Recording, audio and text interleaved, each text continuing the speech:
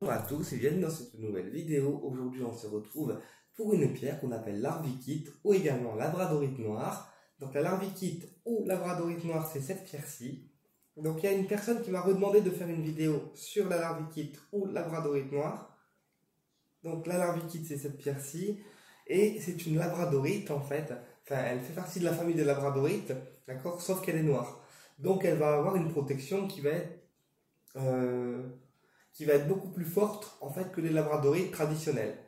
Donc la labradorite noire ou larvikite, c'est une pierre qui agit comme une labradorite dans le sens où elle va faire un effet un petit peu éponge, mais elle va avoir un rôle d'absorption qui va être complètement différent de la labradorite normale. Vous allez comprendre pourquoi. Alors comme la larvikite ou labradorite noire est forcément entre le noir et le gris, elle va avoir une protection différente parce que les pierres noires sont des pierres de protection contre les énergies négatives, contre les entités également. Et la couleur grise qui est représentée sur la labradorite noire, d'accord, eh bien, inculque aussi une protection contre le mal. C'est-à-dire que la larvikite protège à la fois des entités, des attaques psychiques, énergétiques, négatives, et puis le gris viendra en complément pour pouvoir protéger aussi contre le mal. Donc la larvikite protège contre le mal, d'accord, et contre les entités en règle générale. Donc la larvikite, c'est une pierre qui va nous aider en fait principalement à se protéger contre la magie noire et ralentir aussi les attaques. Puisque pour les personnes qui sont thérapeutes comme nous, ou médiums, ou guérisseurs, eh bien nous sommes confrontés souvent à des personnes en fait, que ce soit en distanciel ou présentiel, qui parfois peuvent avoir des sorts sur eux, d'accord, ou qui peuvent aussi avoir une énergie un peu plus négative que d'autres fois, et donc c'est important pour nous de se protéger. Donc la larvikite ou labradorite noire va avoir ce rôle de nous protéger un petit peu comme une bulle de protection, et va faire un effet boomerang dans le sens où l'attaque qu'on souhaite nous envoyer, d'accord, ou les énergies négatives qu'on souhaite nous envoyer va rebondir finalement sur l'autre personne et va rebondir dans les énergies pour ne pas que nous, personnes physiques, nous y soyons impactés. Donc c'est une très bonne pierre de protection dans le sens où elle évite les attaques de magie noire. Et puis, au-delà de ça, la larvikite est aussi une pierre qui va aider aussi à observer correctement les situations et les choses de la vie. Je m'explique. Parfois, quand on a des situations qui nous tiennent à cœur et qu'on prend tout à cœur, d'accord, eh bien on perd notre lucidité et on perd notre objectivité. Donc, la larvikite qu'on a ici va nous aider en fait à prendre du recul, à se mettre en retrait, d'accord, et pour pouvoir analyser la situation de loin et avoir un meilleur angle de résolution. Donc, c'est-à-dire qu'on va se mettre en retrait avec cette pierre, d'accord, et on va se replier un petit peu sur nous-mêmes, d'accord, pour pouvoir observer davantage la situation avant d'intervenir ou avant de la régler. Ça permettra d'avoir un meilleur angle, d'accord, et de voir toutes les possibilités qui se présentent pour résoudre la situation. Donc la larvikite améliore en fait le côté de observation, voilà.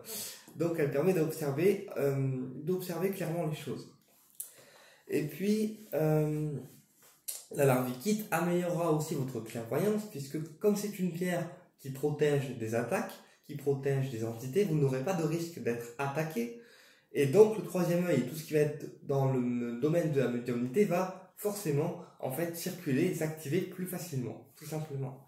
Donc la larvikite, elle est utilisée quand on est en séance de médiumnité, en séance de soins, en séance de contact des femmes, puisque c'est une pierre de protection qui permet de protéger le thérapeute contre tout ce qui est négatif autour de lui. Alors que ce soit l'énergie des personnes ou l'énergie des entités, d'accord ?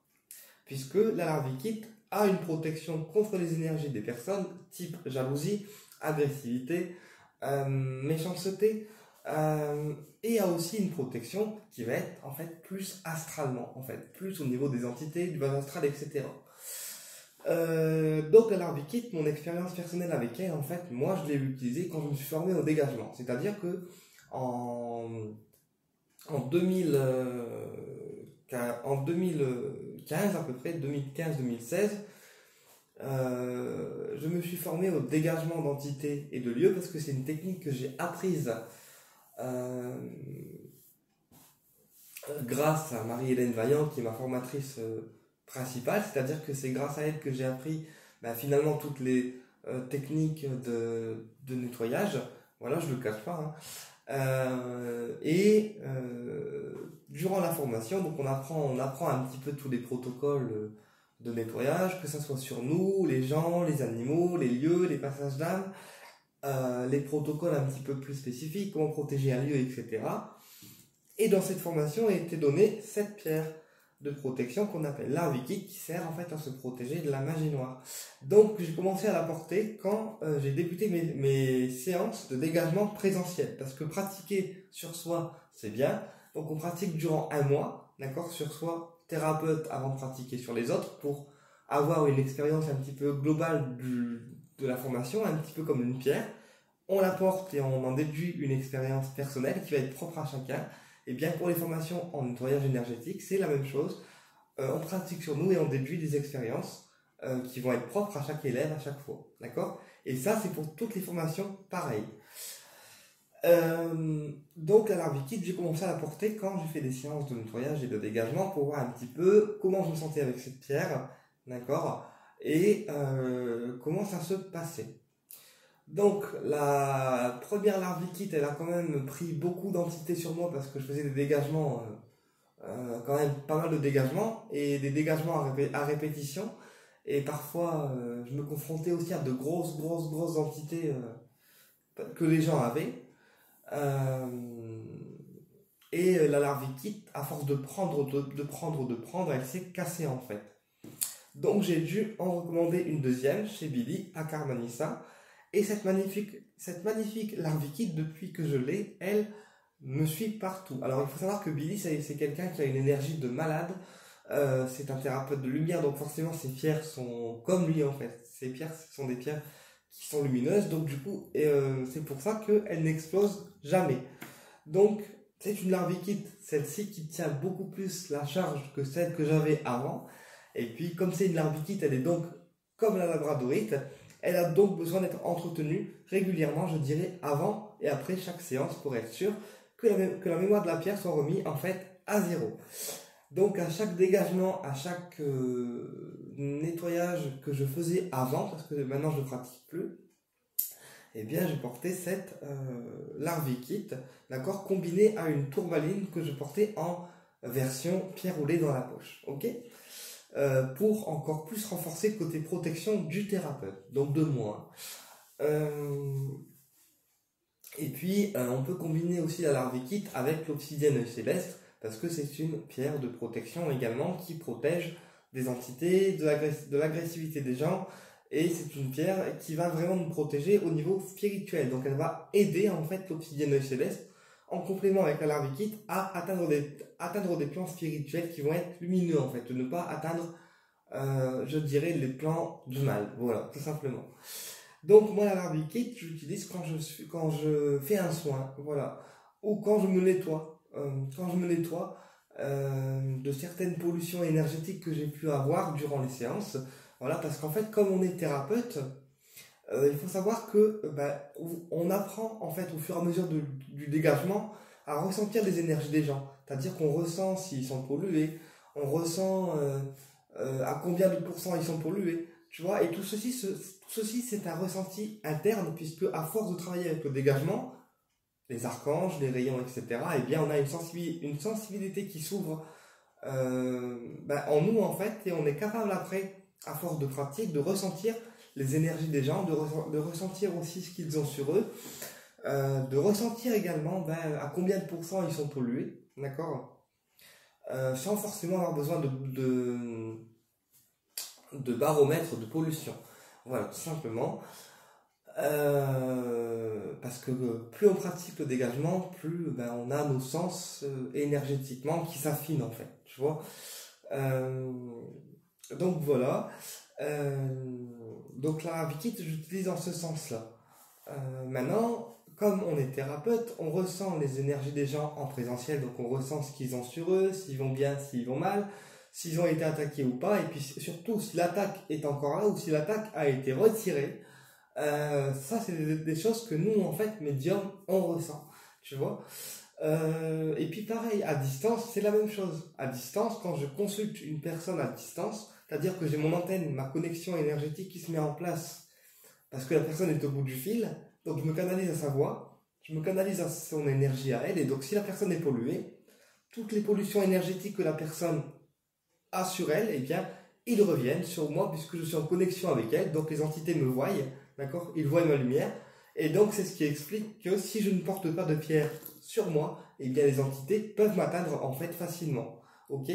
Auquel cas, après, je suis obligé de me protéger et de me refaire un nettoyage après la consultation. C'est déjà arrivé. Voilà pourquoi j'ai tout le temps des pierres de protection sur moi, puisque en fait une personne qui a zéro pierre sur elle, qui ne porte pas de protection sur elle, eh bien quelque part, elle est et elle restera vulnérable. Tu vois ce que je veux dire?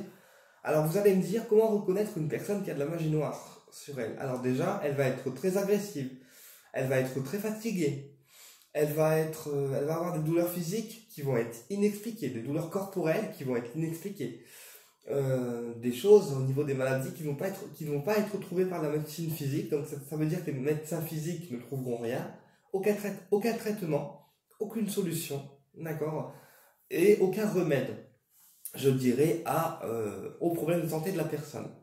Parce que quand ça relève de l'occulte, les entités font en sorte que la personne qui reçoit le sort n'ait aucune solution physiquement qui peut l'aider en fait. Donc seul un thérapeute qui nettoie les gens peut aider la personne à se libérer de l'emprise de l'attaque qu'elle est en train de subir. Maintenant, moi personnellement, je ne pratique plus parce que c'est quelque chose qui m'a coûté quand même très très très très très cher, que ce soit physiquement, psychologiquement et mentalement. Voilà, ça a failli me détruire. Donc c'est pour ça que je ne pratique plus de protocole occulte pour les gens extérieurs. Voilà, mais le dégagement, je le garde pour moi maintenant, enfin, pour moi, en protection. Et je continue par contre les enseignements, c'est-à-dire que les personnes qui souhaitent apprendre à se nettoyer, à se protéger, à protéger leur maison, à protéger leur lieu, à faire des passages d'armes, eh bien je continue à donner l'enseignement aux personnes qui sont désireuses de l'apprendre et aussi qui sont capables de l'apprendre et qui ne font pas n'importe quoi avec l'information. Parce que des fois, il y a des élèves qui se forment, d'accord, et puis ils font un petit peu tout et n'importe quoi avec les énergies, ils pensent que les énergies sont un jeu. Et donc, avant d'enseigner aux personnes ma formation, eh bien, je reste vigilant et je m'assure que la personne a de bonnes intentions. Sinon, je n'enseigne strictement rien. Voilà, c'est une question de sécurité. Donc la larvikite, on dit aussi que c'est la pierre en fait des Vikings, tu vois, au niveau plus historien. Donc voilà, c'est une très bonne pierre qui va nous aider en fait à nous protéger contre la magie noire et elle va ralentir en fait l'attaque au maximum pour ne pas que ça ait trop d'impact en fait sur nous. Tu vois ce que je veux dire?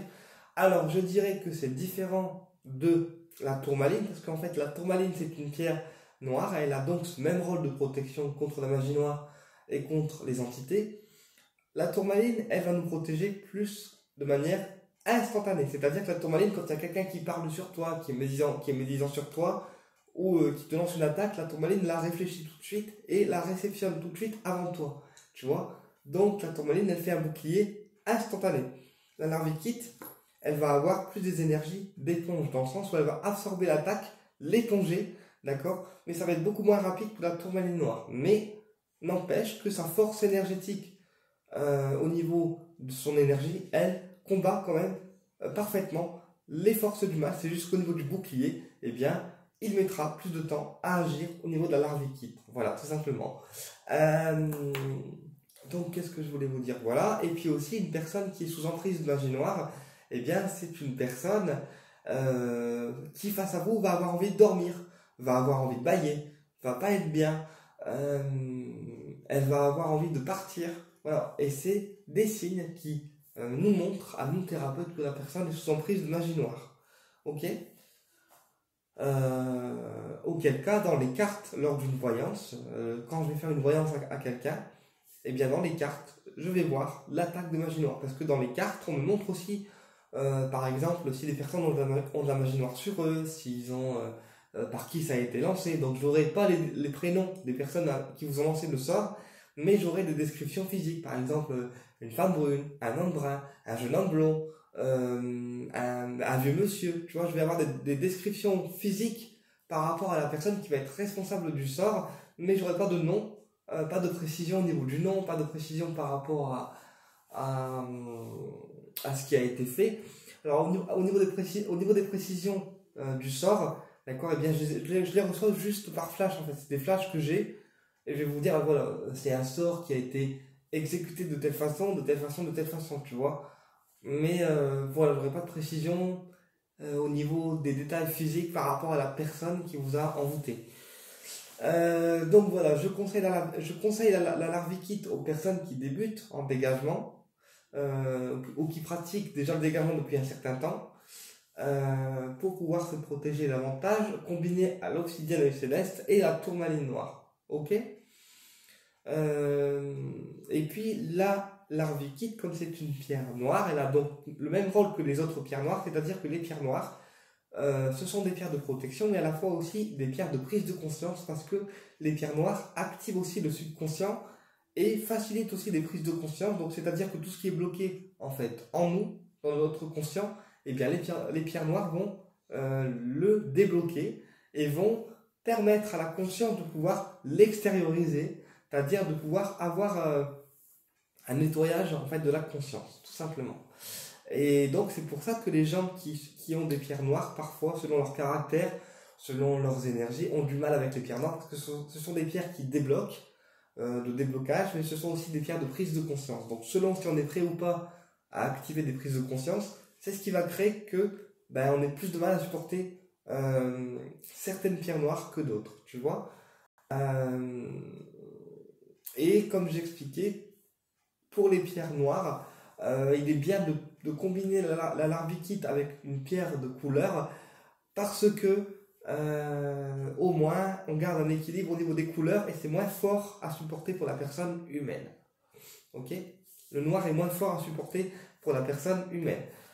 Personnellement, par exemple, je sais que quand je porte une Larvikit, d'accord, j'essaye de mettre du corail rouge parce que le corail rouge il a des vertus similaires, c'est-à-dire qu'il contre aussi la magie noire, d'accord, et puis il ramène aussi du dynamisme, d'accord, et il va aussi être considéré comme un porte-bonheur. Donc le noir sera un petit peu plus dynamisé par le rouge et un peu moins fort à supporter du coup parce que à côté du noir il y aura du rouge, tu vois. Donc ça, on a aussi une association de couleurs en fait à faire pour que le noir soit moins brutal en fait pour vous à supporter.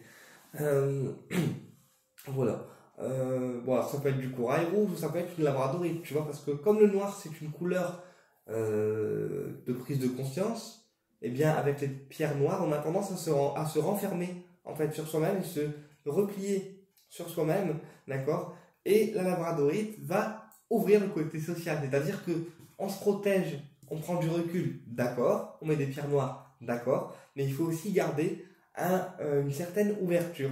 Et la labradorite, eh bien, va nous aider avec sa couleur bleue à garder cette ouverture sociale, c'est-à-dire se replier pour observer, oui, mais aussi être avenant et bienveillant envers les gens, ne pas non plus fermer la porte complètement. Tu vois ce que je veux dire? Voilà. Donc au niveau du rechargement de la Larvikit ou la labradorite noire, on est sur l'énergie solaire, parce qu'on est sur du noir et du gris, ou l'énergie lunaire. Donc la Larvikit ou la labradorite noire supporte en fait les deux astres. Et elle peut aussi être purifiée à l'eau et bien sûr dans des encens de protection comme le pontifical, le sang de dragon, la sauge, le bettjoint ou d'autres encens de purification. D'accord? Parce que c'est une pierre qui purifie au niveau occulte, donc on va la purifier avec des encens qui vont être similaires et qui vont avoir les mêmes propriétés qu'elle pour pouvoir amener un déchargement complet et après un rechargement complet à travers la lune et le soleil. Eh bien écoutez, j'espère que cette vidéo vous a plu et je vous dis à bientôt pour une prochaine vidéo.